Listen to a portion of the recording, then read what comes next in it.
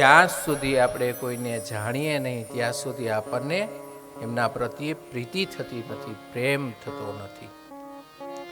તો આ મહાત્મની અંદર એ ભગવાનની ઓળખ આપેલી છે. પહેલા શ્લોકની અંદર ઠાકોરજીના અહીંયા રૂપનો મહિમા બતાવવામાં આવ્યો છે.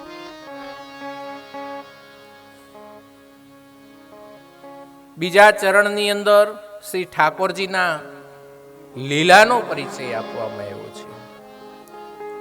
અને ત્રીજા એવા ચરણની અંદર ઠાકોરજીના ધામનો પરિચય આપવામાં આવ્યો છે.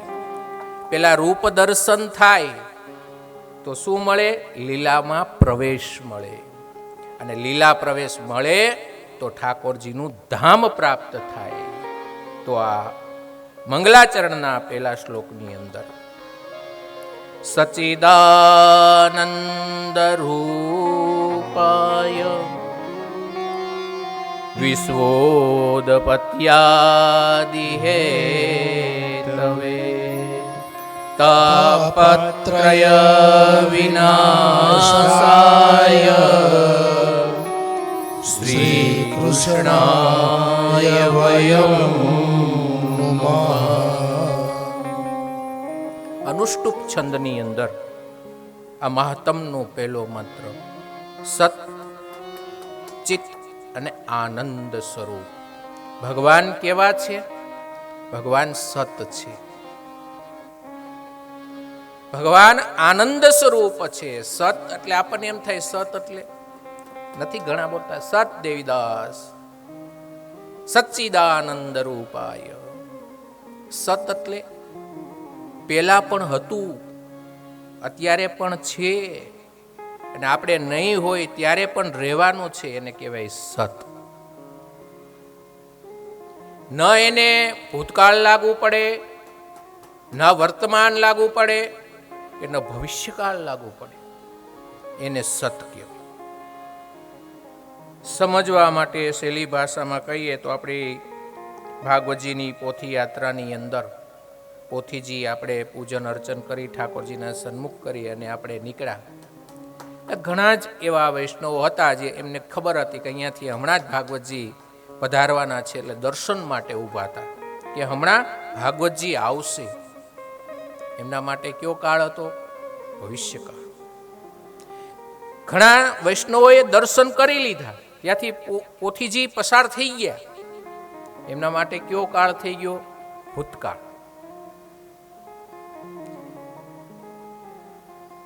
હવે ભાગવતજીની પોથી યાત્રામાં પહેલેથી છેલ્લે સુધી અહીંયા સુધી જેટલા જેટલા વૈષ્ણવો હાજર હતા એમને કયો કાળ લાગુ પડશે? વર્તમાન લાગશે?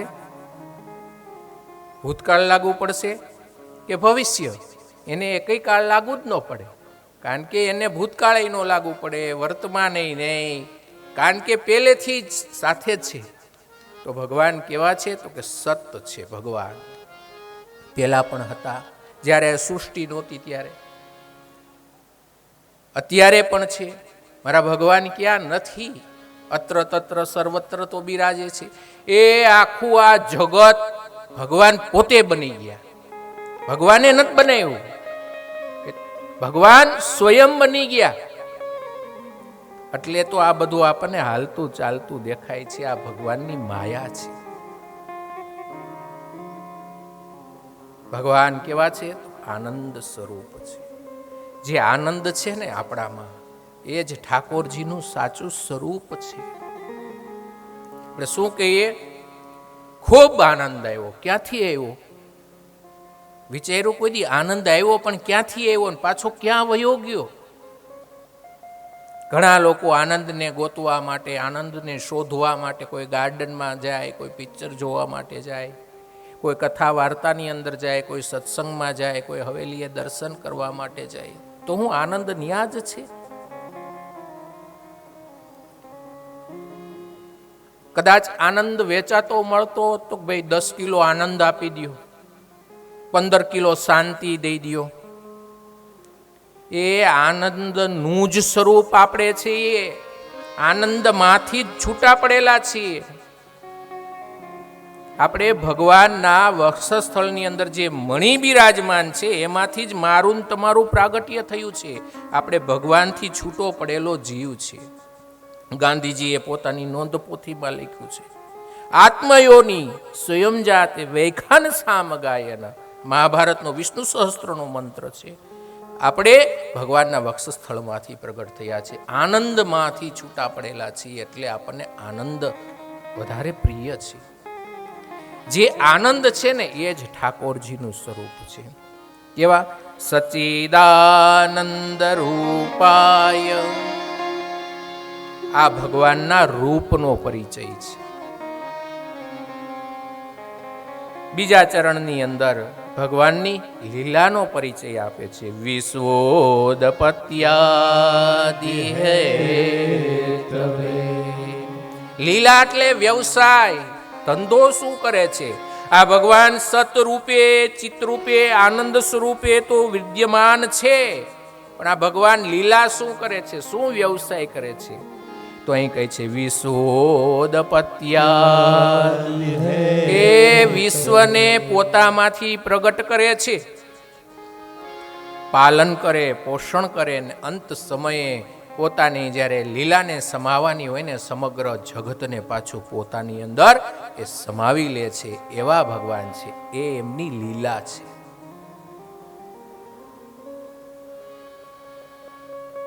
રૂપ પરિચય આપ્યો, લીલા પરિચય આપ્યો, અને ત્રીજું ધામ પરિચય. રૂપ એટલે કે ભાઈ કેવા લાગે છે?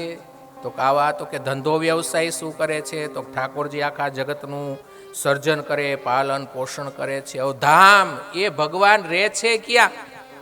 એમનો પરિચય આપ્યો છે. તાપત્રય વિનાશાય શ્રી કૃષ્ણાય વયમ નમઃ. એ ગોલોકની અંદર મારા ઠાકોરજી બિરાજે છે. એ બિરાજતા બિરાજતા સર્વ વૈષ્ણવોના તાપત્રય વિનાશાય, કે તાપ, સંતાપ, ક્રોધ, લોભ રહિત વૈષ્ણવોને કરે છે. ક્યારે? કે જે વૈષ્ણવો ઠાકોરજીના ચરણોની અંદર આવે.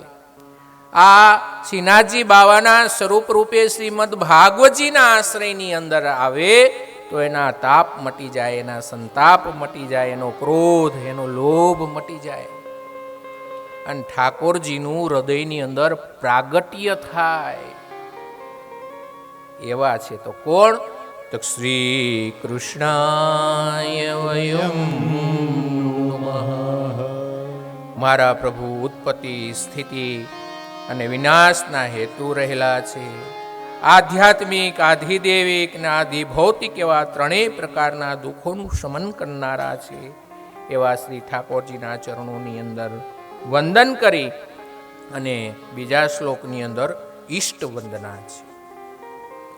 હવે આ મંગલાચરણની અંદર ત્રણ વસ્તુ હોય: વસ્તુ નિર્દેશ, ઈષ્ટ વંદના અને ત્રીજી ગુરુ વંદના. આ ત્રણ વસ્તુનો જેની અંદર સમન્વય થાય એને મંગલાચરણ કહેવાય. તો બીજા શ્લોકની અંદર એ ઈષ્ટ વંદના કરે છે. યમ પ્રવ્રજन्तमनुपेतमपेत કૃત્યં દ્વેપાયનો વિરહકા તરયા જુહા પુત્રેતિ તન્મયતયા તરવોభిનેન્દો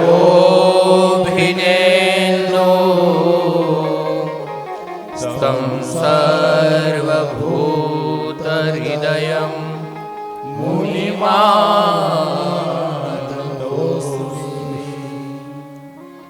બીજા મંત્રની અંદર જે સમયે ભગવાન સુખદેવજીના યજ્ઞોપવિત સંસ્કાર પણ નહોતા થયા, એ સમયે પોતાના પિતાનો આશ્રમનો ત્યાગ કરી અને ઘર છોડી અને વન તરફ એ પ્રસ્થાન કરે છે. અને પોતાના પિતા વ્યાસજી એને કહે છે કે ઊભો રે પુત્ર, ક્યાં જાય છે? એક તો મોટી ઉંમરે મને પુત્ર પ્રાપ્તિ થઈ છે અને મને છોડીને જતા રહ્યો છો, ક્યાં જાઓ છો? ઊભા રહો. પણ સુખદેવજી તો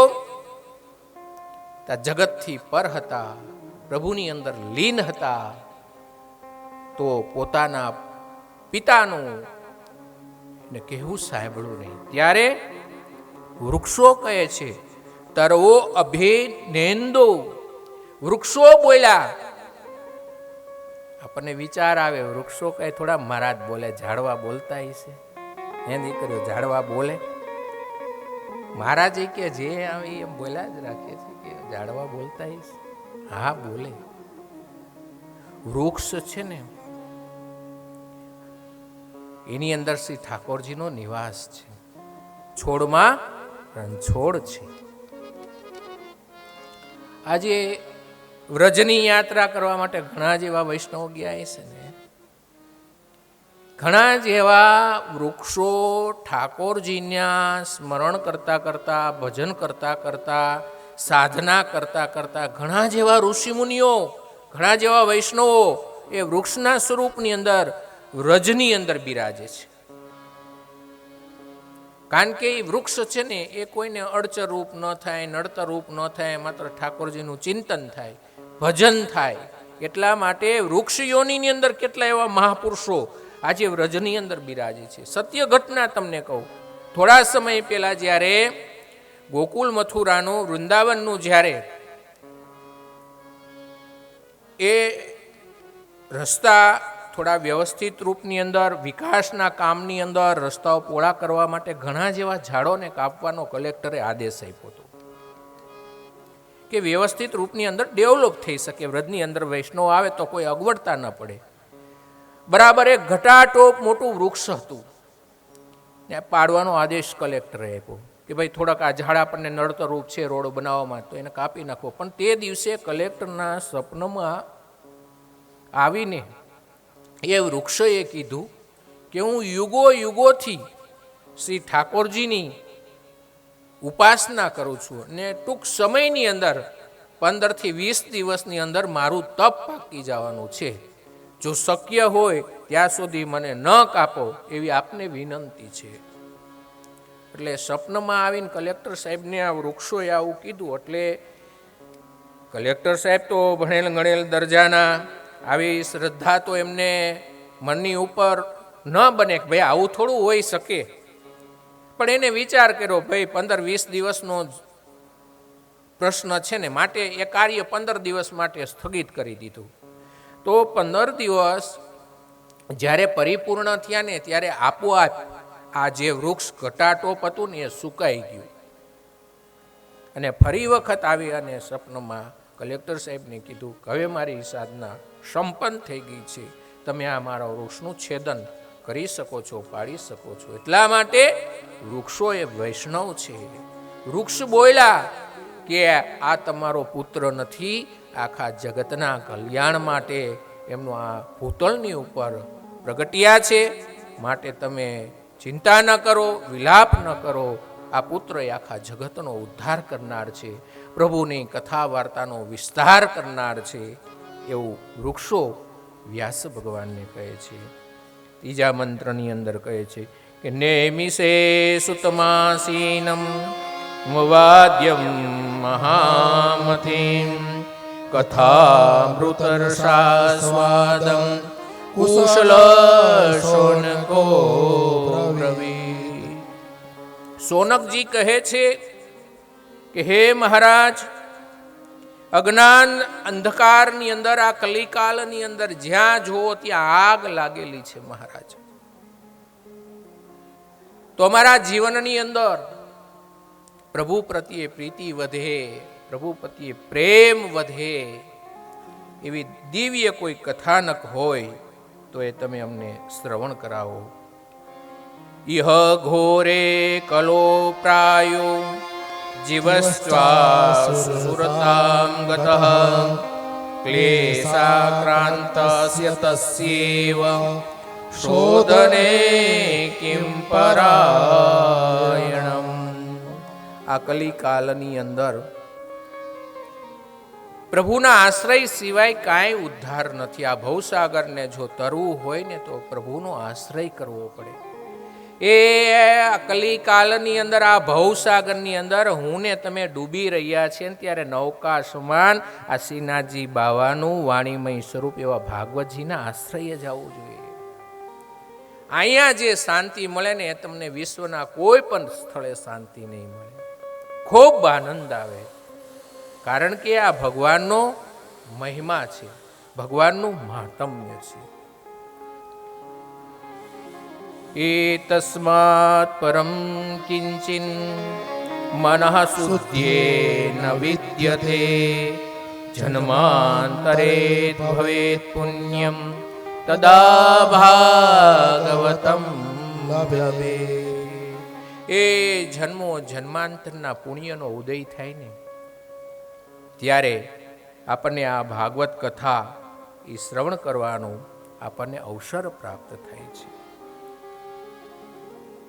ત્યારે અહીંયા શ્રીમદ ભાગવતજીના મહાત્મના 16મા એવા શ્લોકની અંદર કહે છે, ક્વ સુધા ક્વ કથા લોકે ક્વ કાંચ ક્વ મણિર્મહાન બ્રહ્મરાતો વિચાર્યેયમ તદા દેવાંજસાસહ.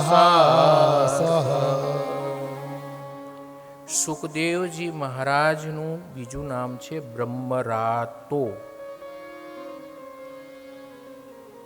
એ કેવા છે કે આ શ્રી ઠાકોરજીના લીલા કથામૃત પરીક્ષિત મહારાજને શ્રવણ કરવાથી એમની જીવતા મોક્ષ આપનારી આ કથા નીવડી. જીવતા ગતિ થઈ ગઈ, એનો ઉદ્ધાર થઈ ગયો. આપણે આ કથા ગોલોકવાસી દમયંતી બેનની આત્મપ્રસન્નતા માટે અને સમસ્ત સોજિત્રા પરિવારની આત્મપ્રસન્નતા માટે જ્યારે આ ભાગવત કથા લઈને બેઠા છીએ ત્યારે શાસ્ત્રમાં તો ભગવાનજીભાઈ એવું કીધું છે કે જેને ભાગવત કથા કરવાનો વિચાર માત્ર આવે ત્યાં જ એના 30 સપ્ત 7 તેરીને 21 પેઢીના પિતૃનો મોક્ષ થઈ જાય છે. આ ભાગવતનો મહિમા છે. અને જેના આંગણે ગતિ ન થઈ હોય ત્યાં થોડા મારા ઠાકોરજી આવે, એટલું તો વિચાર કરો. આપણે વૈષ્ણવો છીએ, એ જેના પરિવારમાં સારા વૈષ્ણવ હોય, ઠાકોરજીની સેવા હોય, એ 5 આંગળીએ દાન પુણ્ય કર્યા હોય, સમાજની સેવા કરી હોય, કુટુંબની સેવા કરી હોય, ત્યાં ઠાકોરજી પધારે છે. એ જેની પાછળ ગતિ ન થઈ હોય, જેમની પાછળ આવા સત્કર્મો ન થયા હોય ને એના છોકરા 12 દિવસમાં એ દાડોય હરખો કરતા નથી. 5 દિવસમાં હતું નહોતું કરીને સુરત ભેગા થઈ જાય. એની પાછળ આવો 7 દિવસનો મેળાવડો થાય, 7 દિવસના મનોરથ થાય.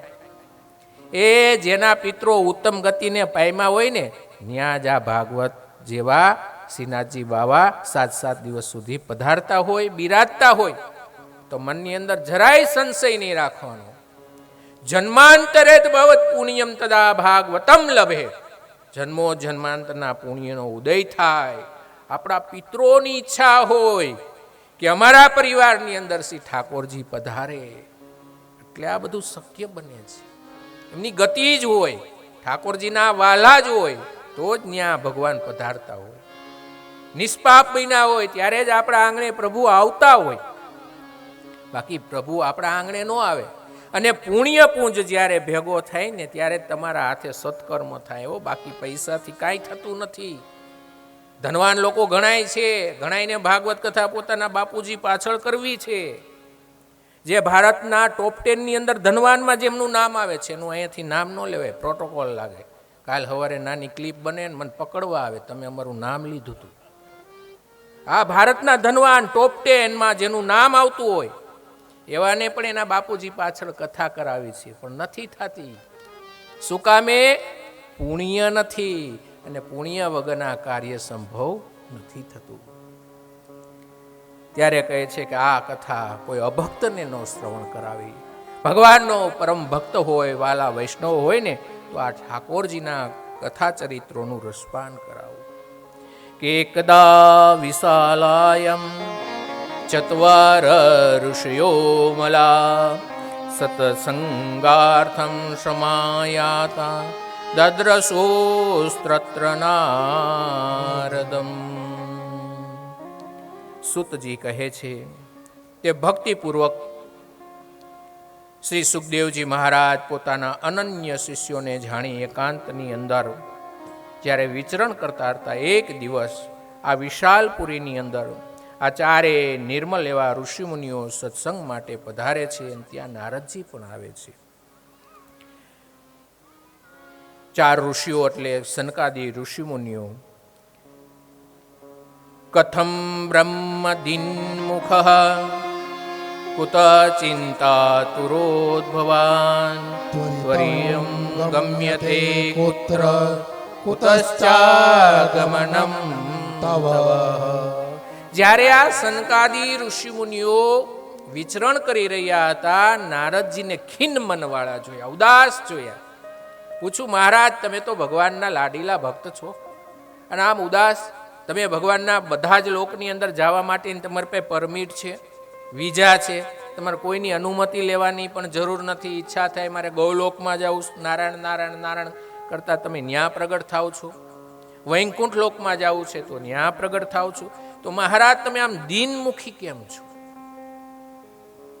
ઉદાસ કેમ દેખાવ છો? નારદજી અહીં કહે છે કે અહમ તો પૃથ્વી યાતો જ્ઞાતા સર્વોત્તમામિતિ પુષ્કરમ ચ પ્રયાગમ ચ કાશી ગોદાવરી તથા અરે ક્ષેત્રમ કુરુક્ષેત્રમ શ્રીરંગમ સેતુબંધનમ એવમાદેષુ તીર્થેષુ ભ્રમમાણ યસ્તતઃ. હે સનકાદી ઋષિમુનિઓ, હું આ ભૂતળની ઉપર દરેક તીર્થોની અંદર ગયો.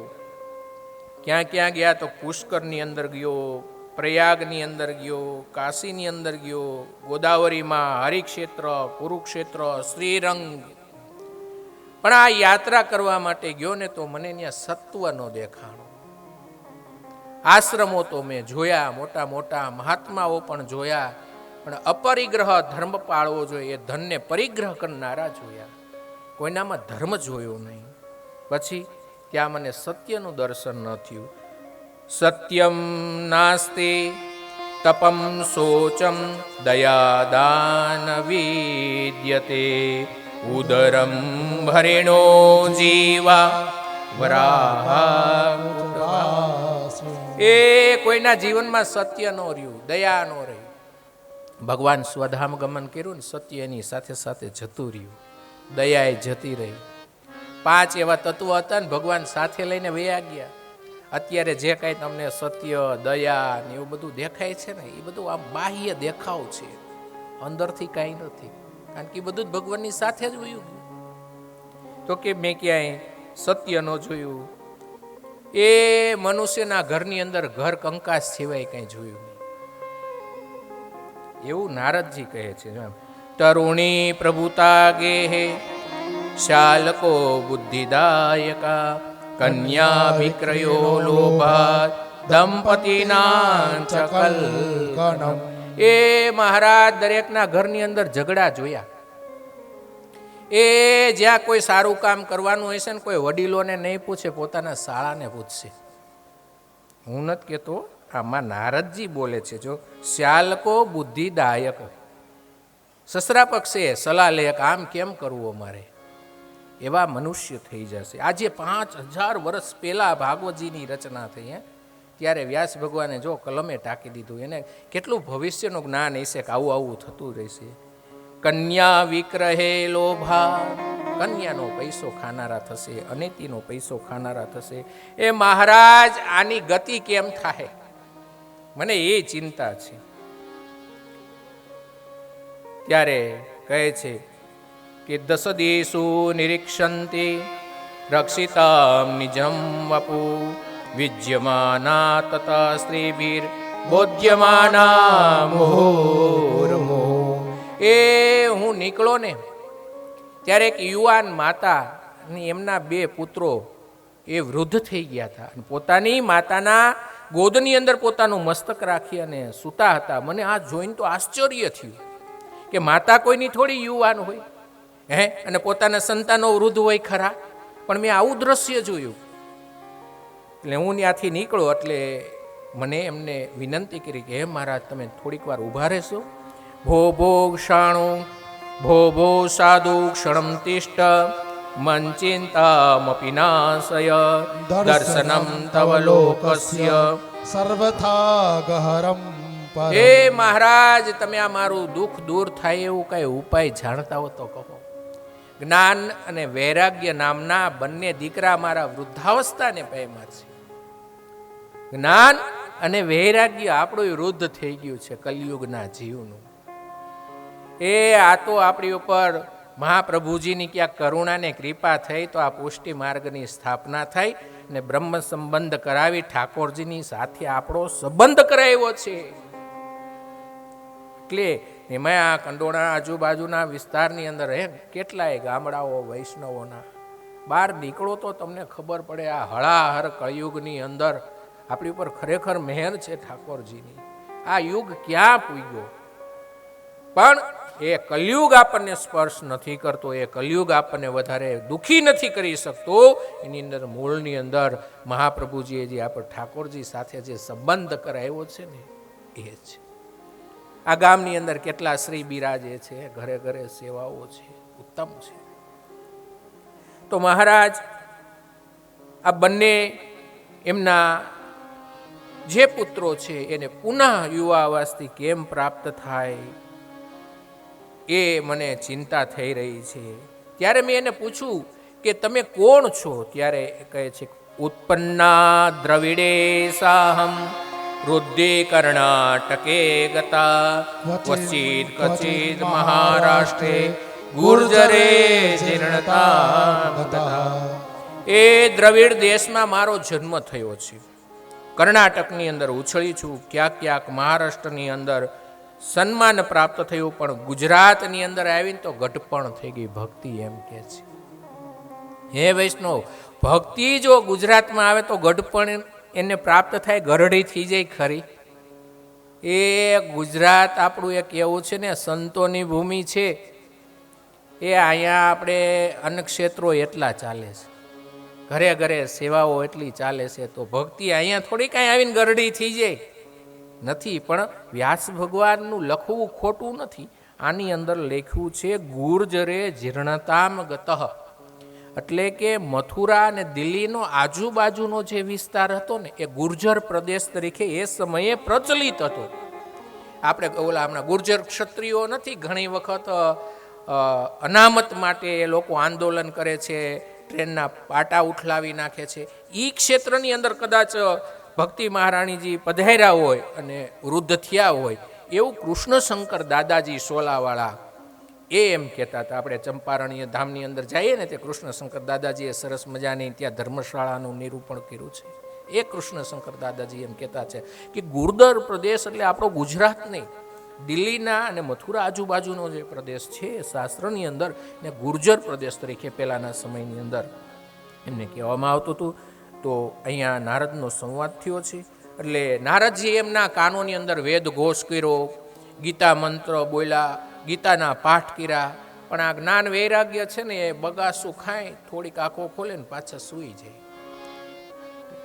એટલે વિચાર એવો નારદજીને કે આવું કેમ થતું હશે. એટલે વ્યોમ વાણી થઈ, હે મહારાજ, જો તમારે આને જાગૃત કરવા હોય તો તમે સત્કર્મ કરો. નારદજી કે સત્કર્મ એટલે શું? નારદજી કહેવા માંડ્યા કે હું દરેક આશ્રમોમાં જવા માંડ્યો, ઋષિમુનિઓને મળવા માંડ્યો, સત્કર્મ કરવું છે, સત્કર્મ કરવું છે. હવે કોઈ મોટું જ્ઞાની વ્યક્તિ આવીને આપણને પૂછે કે આનું શું પ્રશ્નનું નિવારણ થાય તો થોડુંક આપણને ભય તો થાય ને, તમે અમારાથી વધારે જ્ઞાની છો. કોઈ આપણેથી વર્ષોથી મરજાદની સેવા આપણે પાળતા હોય અને એ આવીને હજી નવો મારી જેવો કોઈક નવો નિહાળ્યો વૈષ્ણવ થયો હોય ને હજી રમતા લાલનજી પધરાવ્યા એને આવીને સેવા વિશે પૂછે તો એને તો જરીક આમ ગભરામણ થાય ને. ભાઈ તમે તો કેટલાય ટાઈમથી સેવા કરો છો, અમને તો ન ખ્યાલ હોય. એમ નારદજી બધા ઋષિઓને પૂછવા માંડ્યા, સત્કર્મ એટલે શું, સત્કર્મ એટલે શું? એટલે કોઈ પણ અમુક જે ભક્તજનો હતા એનો જવાબ ન દઈ શકતા, સંકોચ થતો તો પોતાના આશ્રમ છોડી અને જતા રહ્યા. અને આ બાજુ સત્કર્મ કરવાનું જ્યારે કીધું છે અને ભક્તિ મહારાણીજીએ એક મંત્રની અંદર પ્રાર્થના કરી છે, જયતિ જગતિ માયામ યસ્ય કાયાદ વસ્તે વચન રચનમેકમ કેવલમ ચાકલય ધ્રુવપદમતિ યાતો યત કૃપાતો ધ્રુવોયમ સકલ કુશલ પાત્રમ બ્રહ્મપુત્ર નતાસ્મિ. એક મંત્રની અંદર એમની પ્રાર્થના ભક્તિ મહારાણીજીએ કરી છે અને ભક્તિનું દુઃખ દૂર કરવા માટેનો હવે નારદજી પ્રયત્ન કરે છે. સનકાદી ઋષિમુનિઓને કહે છે, મહારાજ હું ખીન એટલે છું કે આ સત્કર્મ એટલે શું? ત્યારે સનકાદી ઋષિમુનિઓ કહે છે કે હે મહારાજ, તમે ભૂલી ગયા સત્કર્મ એટલે શું? એ તમને તમારા પિતાજી દ્વારા જે જ્ઞાન પ્રાપ્ત થયું છે, જે શ્રીમદ ભાગવતજી ચતુર્શ્લોકી, એને તમે કેમ વિસરી ગયા?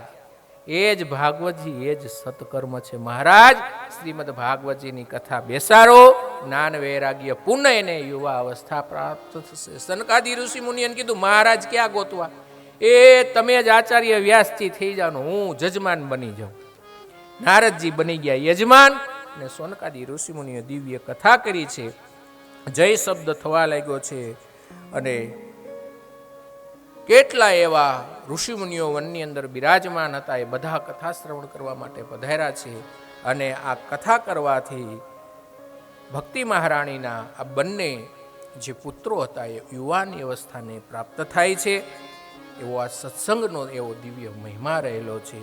ત્યારે એક શ્લોકની અંદર કીધું કે સત્સંગ વગર એ વિવેકની વૃદ્ધિ નથી થતી. સત્સંગ એ જરૂરી છે કે બિનું સત્સંગ વિવેક ન હોય, રામ કૃપા બિનું સુલભ ન સોય. આપણા જીવનની અંદર વિવેક ક્યારે આવે? જો સત્સંગની અંદર જઈએ ને તો વિવેક આવે, બાકી વિવેક શૂન્ય રહે. એટલા માટે આ કથા વાર્તા સત્સંગો એ અને અહીંયા ભક્તિ માતાનું દુઃખનું નિવારણ થાય છે. અને આ કથા શ્રવણ કરવા માટે જ્યારે સનકાદી ઋષિમુનિઓમાંના એક ભાઈ વક્તા બને છે, નારદજી શ્રોતા તરીકે એમને યજમાન તરીકે વરણ કરવામાં આવે છે. દીક્ષિતા નારદે નાથ દત્તમાનસ ઉત્તમમ કુમારા વંદિતા સર્વે નિર્ષિત કૃષ્ણ તત્પરા. ભગવાન કૃષ્ણની કથા કહે છે. બધા જ એવા ઋષિમુનિઓ કથા શ્રવણ કરવા માટે પધાર્યા. એ કથા શ્રવણ કરવા જાવી હોય ને તો નિમંત્રણની જરૂર નહીં, ખાલી ખબર પડે ગામમાં કથા બેઠી એટલે કથા સાંભળવા પૂગી જવાનું. કારણ કે કથા છે એ તો ભગવાન આ ભવસાગરને તરવા માટે નૌકારૂપ છે. એ કથા ગામમાં બેઠી, આ જંગલમાં બેઠી છે, નારદજીના વ્યાસાસન યજમાન પદે, અને સનકાદી ઋષિમુનિઓ કથા કરે છે. તો કથા સાંભળવા માટે કોણ કોણ આવ્યું આમાં બતાવ્યું છે. ભૃગુર વશિષ્ઠ ચ્યવનઃ ગૌતમા મેધાતિર્દેવલ દેવરાતો રામસ્તથા ગાદી સુતશ્ચ સાકલો મૃકુંડ પુત્રા ત્રિપલા જલાદા યોગેશ્વરો વ્યાસ પરાસરો ચ છાયા શાકો ઝાજલી જુન્મુયા સર્વે વ્યપી મુનિગણા સહપુત્ર શિષ્યો તથા.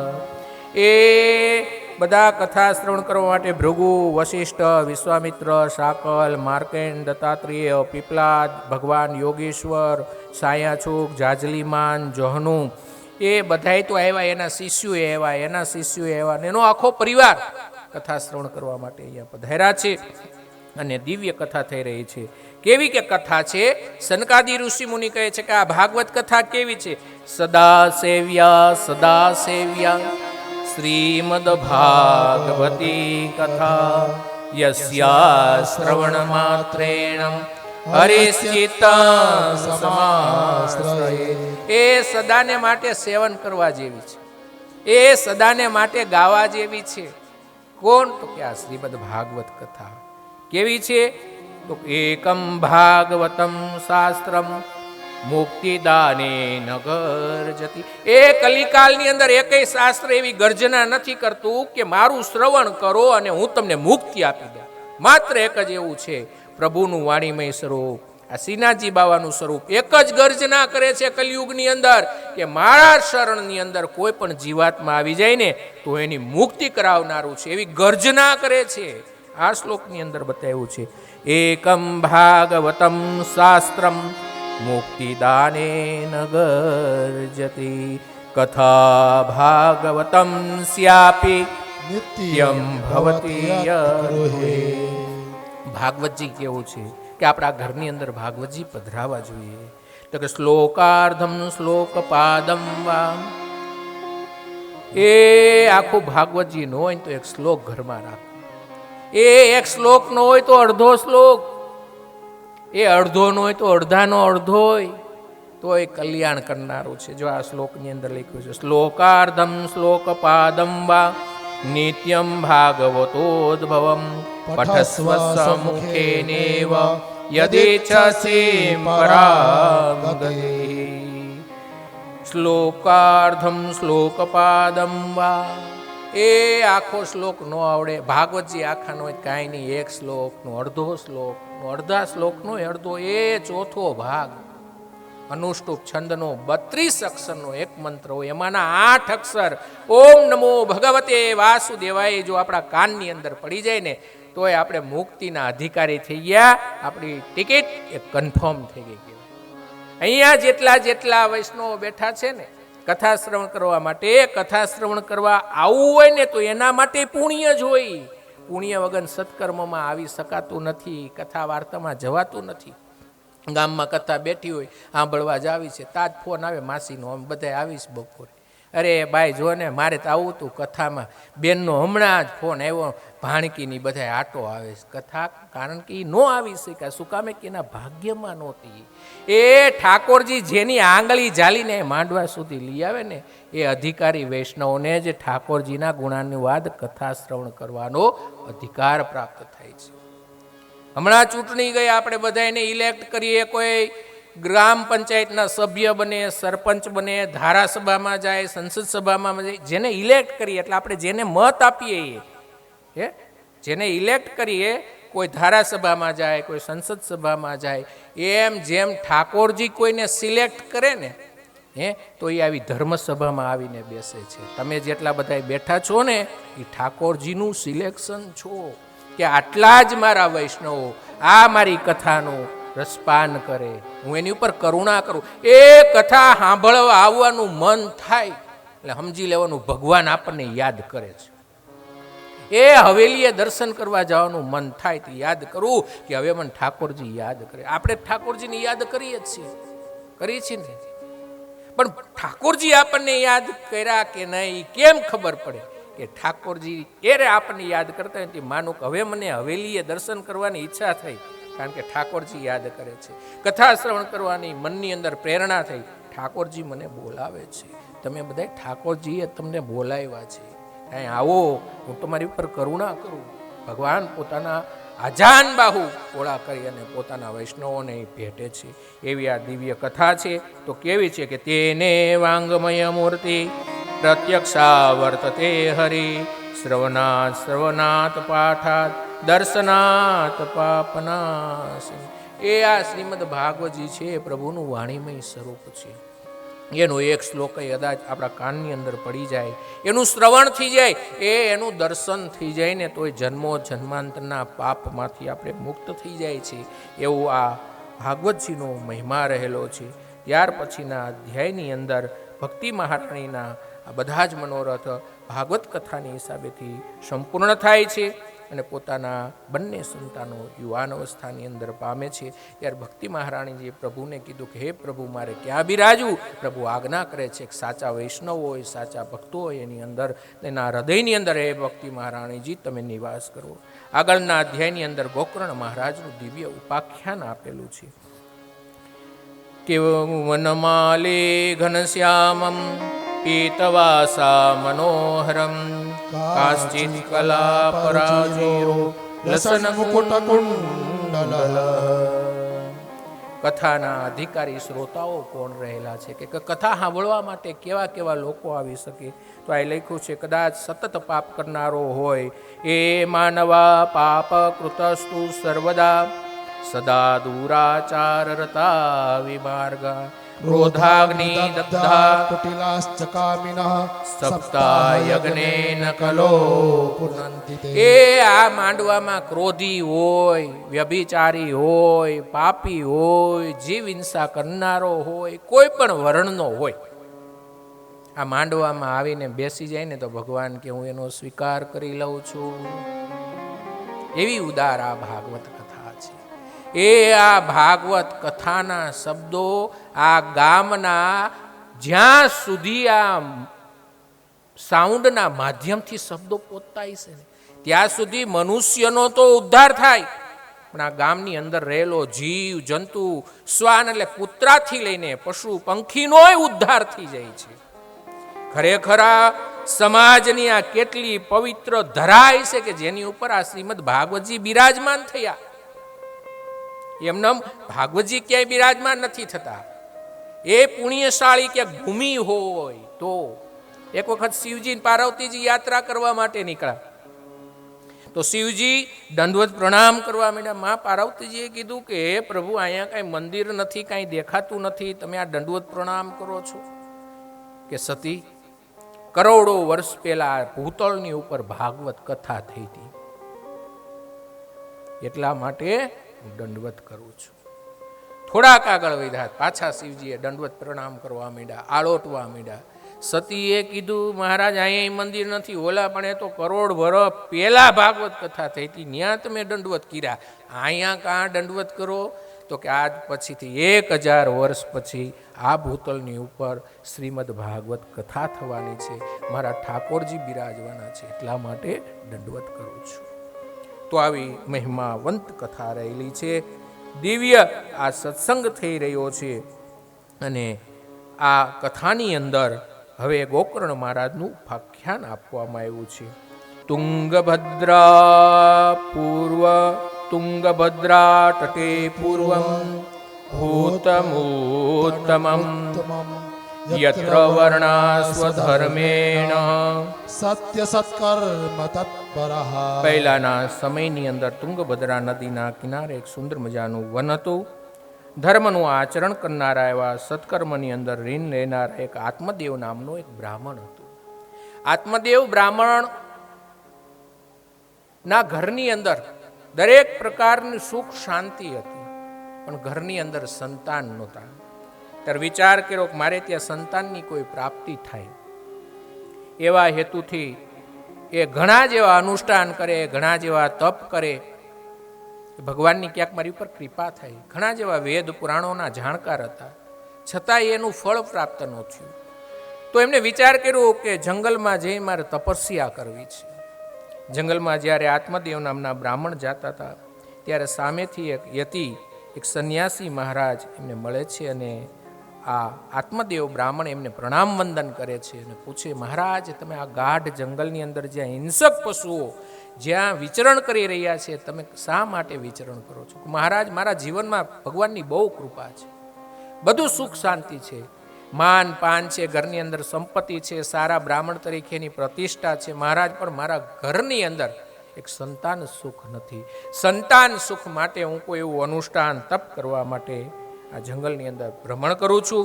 ત્યારે મહારાજ કહે છે કે હે ભૂદેવ, તમારું ભાલ વાંચતા એમ લાગે છે કે 7 જન્મ સુધી તમારા જીવનની અંદર સંતાનનું સુખ નથી. તદભાલાક્ષરમ માલામ ચ વાચયામાસ યોગ્યવાન સર્વજ્ઞાતા યતિ પશ્ચાત પ્રમુચે સવિસ્તરા. મહારાજ, એ વ્યર્થ છોડી દો, ભગવાનના તપની અંદર પ્રભુનું ભજન કરો, તમારા ભાગ્યમાં સંતાન સુખ. આત્મદેવ રડવા માંડ્યા. સંતનો સ્વભાવ છે શીતળ હોય. તરત એને દયા આવી ગઈ. બ્રાહ્મણની ઉપર પોતાના ઝોળીમાંથી એક ફળ આપ્યું કે જય, આ તમારી પત્નીને તમે ખવડાવી દેજો, તમારા મનનો મનોરથ શ્રી પ્રભુ પરાત્પર બ્રહ્મ એ પરિપૂર્ણ કરશે. ઘરે આવી અને પોતાની પત્ની ધુંધુકારીને ધૂંધુલીને આ પોતાનું આત્મદેવ ફળ આપે છે, પોતાની પત્નીને કહે છે કે મહારાજે આ ફળ આપ્યું છે ને, ફળ ખાવાથી આપણે ત્યાં સંતાનની પ્રાપ્તિ થશે. આ ધૂંધુલી વિચાર કર્યો કે જ્યાં સુધી સંતાન નહોતું ત્યારે સંતાન પ્રાપ્તિ માટેની ચિંતા હતી, હવે સંતાન પ્રાપ્તિ માટે હાથમાં ફળ આવી ગયું. તો વિચાર કરે કદાચ હું આ ફળનું સેવન કરીશ તો સગર્ભા અવસ્થાની અંદર ગામની અંદર ધાડ પાડશે, કોઈ લૂંટારું આવશે તો હું કેમ ભાગી શકીશ. જ્યારે હું આ ગર્ભને ધારણ કરીશ, પથારી વશ રહીશ, ત્યારે મારી નણંદુ બધી આવી અને ક્યાંયથી અહીંયાથી રૂપિયા બધું લઈ જશે. તો એવું બધું ભાગવતજીમાં લખ્યું છે. એવો ધૂંધુલી વિચાર કરે છે. અને આ પ્રસૂતિની પીડા મારાથી સહન ન થાય, કદાચ મારું મૃત્યુ પણ થઈ જાય તો. એટલે એવો વિચાર કર્યો કે આ ફળની પણ પરીક્ષા થઈ જાય. તો એની બેન આવી કે મારે હમણાં સારા દિવસો હાલે છે, મારે ત્યાં કોઈ સંતાનની પ્રાપ્તિ થશે તો હું આપી દઈશ, અને તારા ઘરમાં ઘણું ધન છે, એના બદલામાં તું મને ધન દઈ દેજે ને અમે હાવ ગરીબ માણસો છીએ, સંતાન તને આપી દે, તું અમને ધન આપી દે. એક કામ કરે, તારા હાથમાં રહેલું આ ફળ છે, તારા આંગણાની અંદર જે આ ગાય બાંધેલી છે ને ગાયને ખવડાવી દે. એટલે આ ફળની પણ પરીક્ષા થઈ જાય. થોડાક સમય ગયા પછી આ ફળ છે એ ગાય માતાને ખવડાવી દે છે, પણ સાધુના આશીર્વાદની હિસાબેથી આ ગાયને ત્યાં એક લાંબા એવા કાનવાળું એક સંતાન પુત્ર બાળકનો જન્મ થાય છે. આ વિજ્ઞાનના યુગની અંદર એક જ એવો વિશ્વની અંદર એવો પ્રસંગ બન્યો કે ગાય માતાને ત્યાં કોઈ એક મનુષ્યનું બાળક જન્મવું હોય. એના કાન હતા ને, ગાય માતાના કાન હોય ને એવા લાંબા હતા, એટલું નામ પડ્યું ગૌકર્ણ. ગૌકર્ણ મહારાજ ખૂબ જ્ઞાની હતા. અને ત્યાર પછી આજે પોતાની બેનની સાથે એમને તેમને ત્યાં સંતાન થાય અને આમને પધરાવે છે. એ ધૂંધુલીનું સંતાન હતું, એટલું એનું નામ ધુંધુકારી પડે છે. ધુંધુકારી એ મહાખલ હોય છે અને ગોકર્ણ મહારાજ મહાજ્ઞાની હોય છે. આ ધુંધુકારી પોતાના પિતાને ખૂબ ત્રાસ આપે છે, માર મારવામાં આવે છે, ઘરમાં લૂંટફાટ કરે છે, જુગાર રમે છે, ન કરવા યોગ્ય બ્રાહ્મણોને શોભે નહીં એવા કર્મો કરે છે. એટલે પોતાના પિતાજીને ગોકર્ણ મહારાજ જ્ઞાન આપે છે કે આ બધું હવે છોડો અને તમે વનની અંદર શ્રી ઠાકોરજીનું સ્મરણ કરો. આ દેહ છે રુધિરોથી ભરેલું છે. અંત સમયે એ ગોકર્ણ મહારાજ 3 શ્લોકની અંદર, જેને ગોકર્ણ ગીતા કહેવામાં આવે, પોતાના પિતાને ઉપદેશ આપે છે અને વનની અંદર નિવાસ કરી અને ભાગવતજીના 10મા સ્કંદનું પારાયણ કરી અંત સમયે ભગવાનને પામે છે. આ જે ધુંધુકારી હતો એ બગડેલી ઘણી એવા સ્ત્રીઓના સંગની અંદર મોહિત થઈ એક રાજાને ત્યાં ચોરી કરે છે અને ચોરેલું ધન લઈ આવે છે. દિવસે દિવસે પોતાની માતાને પણ કૂવામાં પડી અને આપઘાત કરી લે છે. પછી આ સ્વચ્છંદી ધુંધુકારી, આ જે વ્યભિચારણી સ્ત્રીઓ હતી, એને થયું કે આ ચોરેલું બધું જ દ્રવ્ય ઘરમાં લઈ આવ્યો છે, કાલ સવારે રાજાને ખબર પડશે તો આપણે બધા જ સજાના ભાગીદારી બનશે. આ ધુંધુકારીને ખાટલાની સાથે બાંધી અને ધગધગતા અંગારા એમના મુખમાં નાખવામાં આવે છે. ધુંધુકારીનું મોત થાય છે અને પ્રેત યોનિની અંદર જાય છે. ત્યારે પોતાના ભાઈનું મરણ થઈ ગયા પછી ગોકર્ણ મહારાજને ખબર પડે છે, ગયાજીમાં જઈને 100 શ્રાદ્ધ કરે છે. છતાં અને પુનઃ જ્યારે પોતાના ગામની અંદર આવે છે ત્યારે ગામની અંદર કીધું, મહારાજ તમે ખૂબ નાની છો, અમારા ઘરે નિવાસ કરો. કે નહીં, મારું પૈતૃક જે મકાન છે એ સફાઈ કરી દો. એટલે ગોકર્ણ મહારાજે પોતાના ઘરની અંદર જે જૂનું હતું આત્મદેવ વખતનું એની અંદર નિવાસ કરે છે. રાત્રિના સમયે સૂતા હતા ને તો એનો ભાઈ ધુંધુકારી પ્રેત હતો. એ પ્રેત સામે આવી અને પ્રગટ થાય છે. સત્કૃષમ મેષ સદકૃદ્દષ્ટિ પ્રકૃશ્ચ મૈસોદ્ભવ. ક્યારેક ઇન્દ્રનું રૂપ લે, ક્યારેક અગ્નિનું રૂપ લે, ક્યારેક મોટી ભેંસનું રૂપ લે. અને ગોકર્ણ મહારાજને આ બીવરાવા લાગ્યું પ્રેત. પૂછું તું કોણ છો તો બોલી શકતું નહોતું. એટલે ગોકર્ણ મહારાજે હાથની અંદર અંજળી લઈ અને પ્રેતની ઉપર છાટી. એટલે પોતાનો ભાઈ બોલવા લાગ્યો અને વાચા મળી કે હું તારો ભાઈ ધુંધુકારી છું, મેં ખલ પાપ કર્યા હતા, મારી અવગતિ થઈ છે, હું પ્રેત યોનીને પામ્યો છું. તો ગોકર્ણ મહારાજ કે મેં તારી પાછળ ગયાજીમાં 100 વખત શ્રાદ્ધ કર્યું ને આવી ગતિ? તો કે 21 શ્રાદ્ધ કરવાથી મારી ગતિ નહીં થાય, તું એવો ક્યાંક પ્રયત્ન કર ભાઈ કે મારી ગતિ થઈ જાય. એટલે ગોકર્ણ મહારાજે કીધું શાંત થઈ જાય અત્યારે. અને પ્રાતકાલની અંદર ગોકર્ણ મહારાજ સૂર્યનારાયણ ભગવાનને અર્ઘ્ય અર્પણ કરતા કહે છે કે હે મહારાજ, મારા ભાઈની મુક્તિ માટે મારે કયું સત્કર્મ કરવું જોઈએ. ગોકર્ણ મહારાજની પ્રાર્થનાથી સૂર્યનારાયણ ભગવાન પ્રગટ થયા. સૂર્યનારાયણ ભગવાને કીધું તારા ભાઈની ગતિ માટે એક આ કલિયુગની અંદર એક જ એવું શાસ્ત્ર છે જે ગર્જના કરે છે કે શ્રીમદ ભાગવત કથા. આ કરવાથી તારા ભાઈની ગતિ થઈ જશે. આ શ્રીમદ ભાગવતની કથા કરવાનું એ સંકલ્પ કર્યું છે. અને ગોકર્ણ મહારાજ અષાઢ મહિનાની સુદ નોમથી પૂર્ણિમા પોતાના ગામની અંદર ભાગવત કથા કરે છે. એક એક દિવસ જાતો ગયો, એક એક ગ્રંથિ તૂટતી ગઈ. અને 7 દિવસ દરમિયાન આ ધુંધુકારીએ નિર્જળા લઈને કોઈ પણ પ્રકારનું જેમા વગર, પાણી પીધા વગર કથા શ્રવણ કરી. અને 7મા દિવસે એ ભૂતમાંથી ભગવાનનો ભક્ત હોય એવો પ્રગટ થાય છે. અને એમને તેડવા માટે આકાશમાંથી ભગવાન પ્લેન મોકલે છે. અને પ્લેનની અંદર આરૂઢ થઈ અને એ ભગવાનના ગોલોકની અંદર જાય છે. ગામજનોએ જોયું આ પ્લેન. ગ્રામજનોએ ગોકર્ણ મહારાજને ફરિયાદ કરી કે તમે કથાની અંદર ભેદ રાખ્યો, તમે તમારા ભાઈને સારી કથા સંભળાવી, જો એને તેડવા માટે પ્લેન આવ્યું, અમને કોઈને તેડી ન ગયું. ગોકર્ણ મહારાજ કે કથામાં ભેદ ન હોય, શ્રવણ ભેદ હોય. હવે તમે ધ્યાનથી કથા સાંભળજો. એક કામ કરો કે ફરી વખત આપણે કથાનું આયોજન કરશું. આવતા જ વળતા મહિને શ્રાવણ મહિનાને પાછા બીજા જ મહિને શ્રાવણ મહિનાની નોમથી પૂનમ બીજી કથા કરી ગોકર્ણ મહારાજે. તે દિવસે એના નગરની અંદર કૂતરાથી લઈ ચાંડાલથી લઈને બધાને તેડવા માટે ભગવાનના પ્લેન આવ્યા ગામમાં. સદેહ હો, હા, નકર ભગવાનના ધામમાં જવા માટે આ દેહ લાયક નથી. જીવ જાય, દેહ તો પંચભૂતોનો આઈને પડ્યો જ છે. પણ આ બધાને ગોકર્ણ મહારાજ મને વિચાર આવી કેવા વક્તા હશે કે એ ગામનું કૂતરાથી લઈ ચાંડાલથી લઈને બધાને સહદે પ્લેનમાં બેહાયરાની બધાની ગતિ થઈ ગઈ. તો કેવી કથા ગોકર્ણ મહારાજે કરી છે. અને આ ભાગવત કથાનો કેવો મહિમા હશે. આ ગામની અંદર સોજિત્રા પરિવારના આંગણે આ સાજરડિયાળીની અંદર પણ પ્લેન આવવાનું છું. કોઈને જવું હોય તો એક યાદી બનાવજો, નામ લખજો. એક જગ્યાએ આવી જાહેરાત કરીને ભગવાન બાપા, તો છેલ્લે યાદી મહારાજ પાસે આવી. અને મહારાજે આમ કરીને આમ જોયું ને તો એક જ નામ લખ્યું હતું. એ લખ્યું હતું મહારાજનું, સભામાંથી કોકે લખાવી દીધું હતું. આ વાત કરીને તો હાહુ હોય બે કથા સાંભળતા, એટલે હોવે હાહુને ઠોહો માર્યો, મમ્મી તમારું નામ લખાઈ દેવું જ કે. આ તો આનંદની વાત છે. પણ જીવતા મુક્તિની અનુભૂતિ કરાવનારું જો કોઈ શાસ્ત્ર હોય તો આ શ્રીમદ ભાગવતજી છે. ત્યાર પછીના અધ્યાયની અંદર કીધું છે આ સપ્તાહની વિધિ. હું સપ્તાહના પાળવાના નિયમ શું છે, કથાના આમાં 6 મહિના બતાવ્યા છે. પણ ભાગવત કથા છે કોઈ પણ મહિનાની અંદર, આ તો ઠાકોરજીનો સત્સંગ છે, કોઈ પણ મહિનાની અંદર થઈ શકે છે. આ તો પરમહંસોની સંહિતા છે, મોક્ષ ગાથા છે, કોઈ પણને જીવતાને મુક્તિની અનુભૂતિ કરાવનારું શાસ્ત્ર છે. પછી વિરક્ત થઈ વૈષ્ણવને નિમંત્રણ આપવા સરસ મજાની વ્યવસ્થા, જે ઝાઝા વૈષ્ણવ બેસી શકે એવી વ્યવસ્થા કરવી. એવી જ રીતે અહીંયા સુંદર મજાની ધજા પતાકાવાળો સુંદર મજાનો મંડપ બનાવ્યો છે.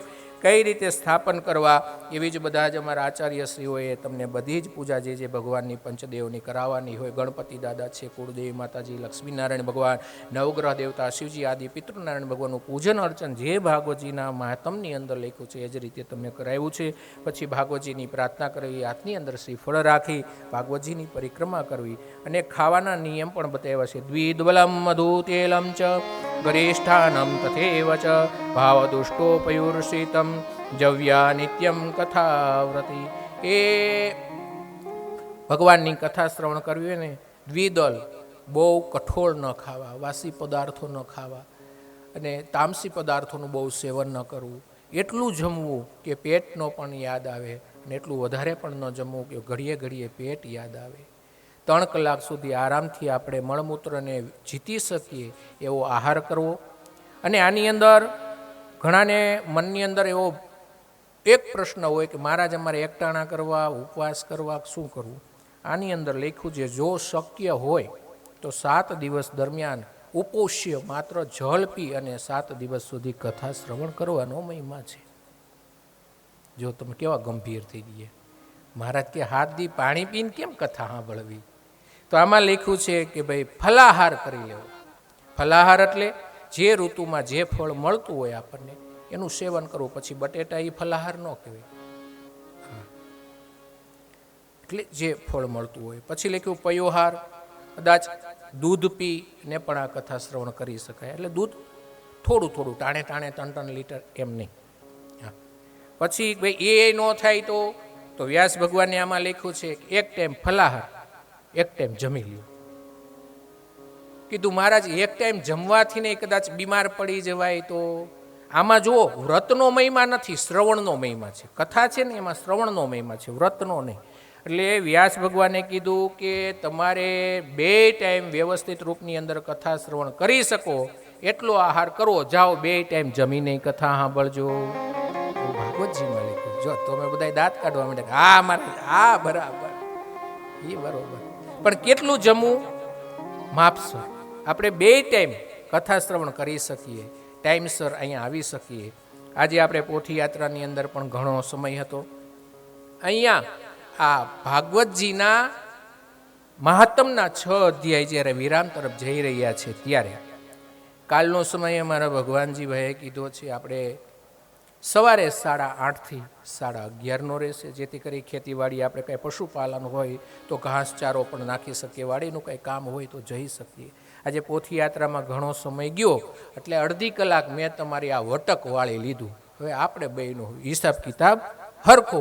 હવે કાલથી સવારે આપણો કથાનો સમય સવારે 8:30 થી 11:30 રહેશે અને બપોર પછીનું સત્ર છે એ 3 વાગ્યાથી 6 વાગ્યાનું રહેશે. 2 મિનિટ આ 6 પુષ્પો જે છે મહાત્મરૂપી એ ઠાકોરજીના ચરણોની અંદર આપણે અર્પણ કરી અને બપોર પછીના સત્રની અંદર બરાબર 3 વાગે અહીંયાથી કથા ચાલુ થઈ જશે. પછી કોઈ યજમાન કોઈ વૈષ્ણવ કથા શ્રવણ કરવા માટે આવ્યા હશે કે નહીં આવ્યા હોય, આયા રાહ કોઈ દી જોવાની થતી નથી. કદાચ તમે નહીં આવો તો અહીંયા પિતૃદેવને કથા સંભળાવશું, એ આ કથા મંડપના થાંભલાને કથા સંભળાવશું, પંખાને કથા સંભળાવશું. બાકી 3 વાગે બરાબર અહીંયાથી કથા ચાલુ થઈ જાય. સાંજે 6 વાગશે એટલે કથા વિરામ થઈ જશે. ઠાકોરજી આજ સુધી કે વ્યાસપીઠ ઉપર મોડા પહોંચવા પડ્યા હોય એવું ક્યારેય થયું નથી. આ તો ભગવાનની શક્તિ છે. એટલા માટે સમયસર અમે કથાને ન્યાય આપી છીએ, સમયને માનનારા છીએ. તો આપણા જીવનની અંદર આ જે 7 દિવસો છે ને એ સોનેરી ગોલ્ડન ડે છે. આપણા કુટુંબમાં કેદી કથા થઈ હતી અને આ થઈ ગયા પછી હવે કેદી કથા થાય કોને ખબર. એ 7 દિવસ મળ્યા છે, માણી લ્યો. જેટલું પુણ્ય કમાય એટલું કમાઈ લ્યો. ને બરોબર સવારના સત્રમાં પણ બરાબર હાજરી આપો, બપોરના પછીના સત્રની અંદર પણ બરાબર હાજરી આપશું અને આપણે બરાબર 3 વાગે અહીંયા કથાનો પ્રારંભ થઈ જવાનો છે. અહીંયાથી પ્રભુનું નામ સંકીર્તન કરી આ કથા આપણે વિરામ તરફ જઈએ.